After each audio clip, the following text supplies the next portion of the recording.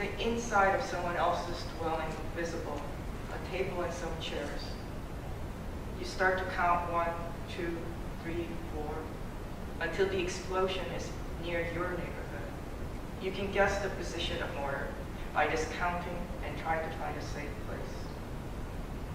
If the windows are gone, weak plastic is taped up, but the strong wind comes and we stay awake.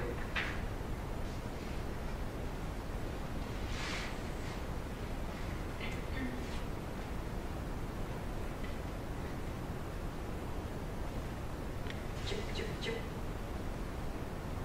Swallow, swallow, bird. This is the gullet. Helmets make cooking pots. Tin cans make roofs. Not much left. Not much left.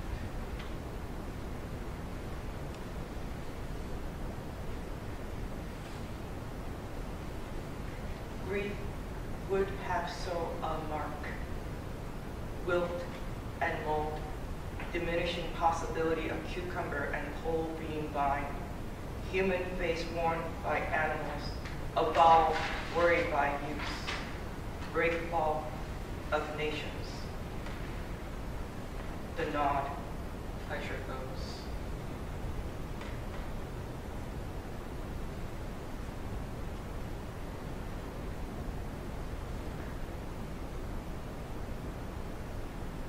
Sleep took the eye muscle and severed it. In the vernacular, ate, stirred, swept. At the periphery, garbage pigs. Sand squirrel. After a long last, I learned my story. My mother had a restaurant. She made noodle soup. It was famous soup. She suffered so much for so much her life. It burned skin to bone, scar tissue on top of nerve-ending, ugly power of military. I screamed too hot, naked where clothes were a second before.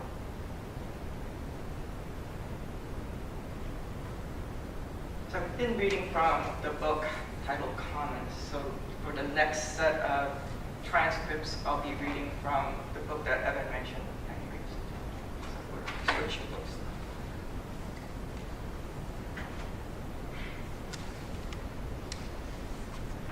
Transcript 4. The transitive as a figure of rift, fissure, plasticity.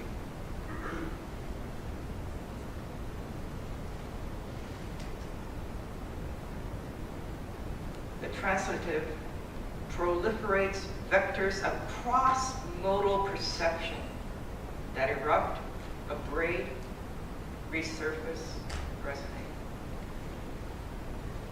And what is alerted is the sensorium itself, an unpositioned sensorium.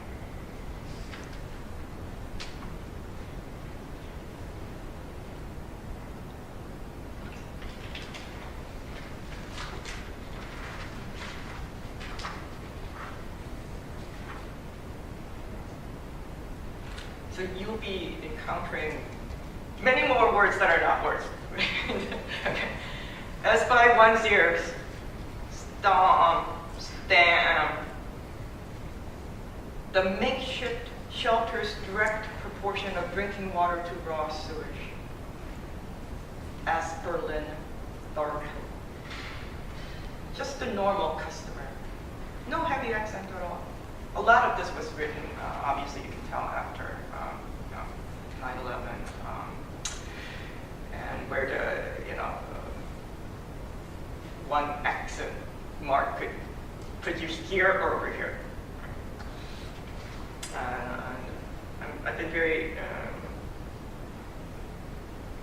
much interested in how, that one accent mark, what's at stake on a much more,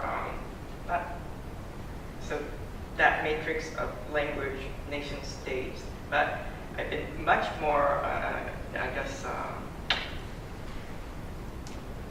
paying much more attention to how this is happening, like on the level of the biosphere. So you'll hear lots of references, I think, maybe not, maybe it's in my own head, but repercussions of the way in which this matrix of the way that we conceive of and theorize and practice language, how that gets transferred into political and cultural processes, and then all the sort of further ramifications, right?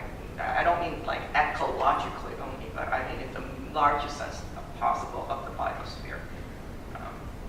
Thus, minimum human subsistence experiment is actually a phrase I encountered in these documents that were trying to decide where genocides had happened, or famines, or successive droughts. Blah, blah, blah. These long horizontal double lines, parallel lines of varying lengths that sometimes constitute the entire line of text and sometimes come before or after a word or two.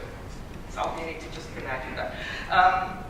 That was the interlocutor. This is the answer. Perhaps the horizontal double. Oh, I'm sorry. I got it. You know what? That's an important last part I didn't read. See, read, right? Read, right. Which word do I want? Okay. So that description of what she's asking me about, and the last question is: do they imply imposed erasure? Do they imply imposed erasure? Answer. Perhaps the horizontal double lines not only imply imposed erasure, but perhaps more, they activate erasure.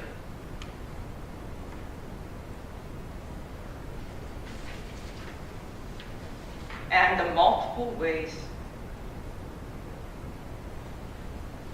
in which totalizing time as linear, unidirectional, continuous, sequential, and stable produces allied modes of totalizing history as an ordered, whole, coherent, transparent, unconflicted, and unhindered. This genealogy and its impact, whether through overdetermining, preempting, or otherwise delimiting ipseity, sentience, and intelligibility, inflects the locus of what I consider the urgent work of formal forbearance.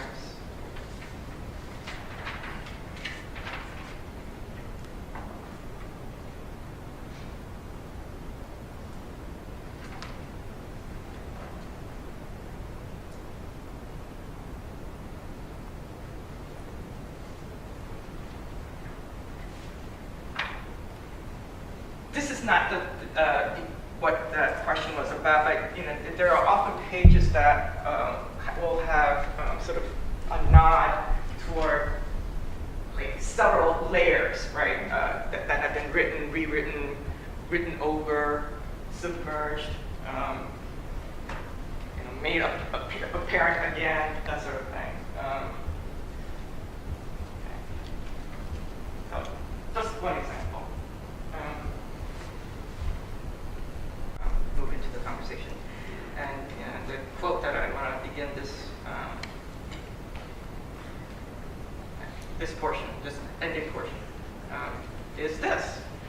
If a species cannot find a sonic niche of its own, it will not survive.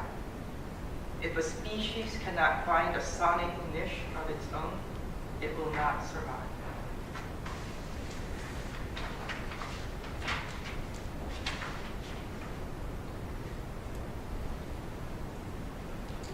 The oceans held up a snarling dog, a salty neck, heaven hung.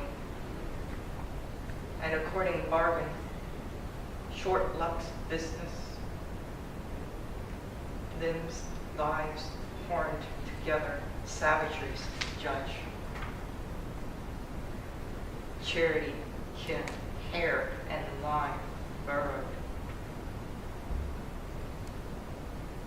Arches vermilion.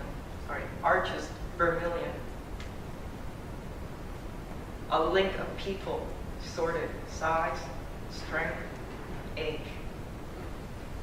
Hemispheric lust.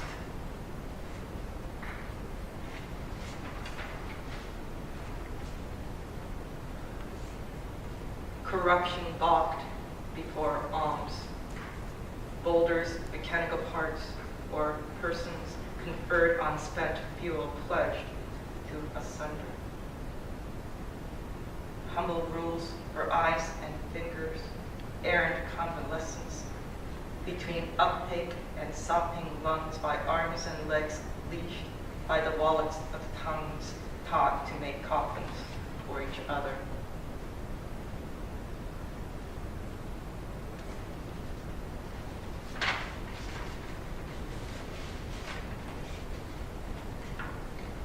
Dull press of effacement of, O Father, Mother, the we.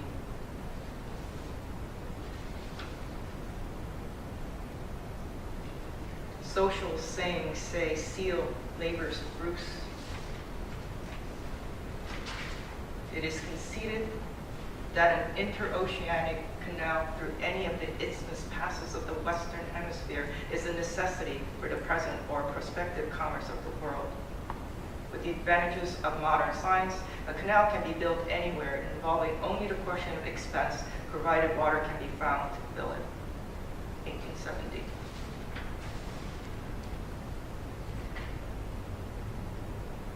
Volubly and ambush, taxed as the skull dislodges as wood comes out.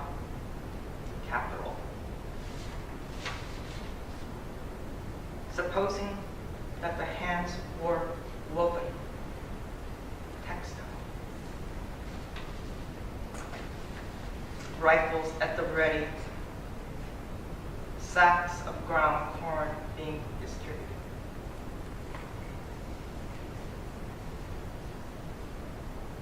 Bin and aspen grove, unassisted production.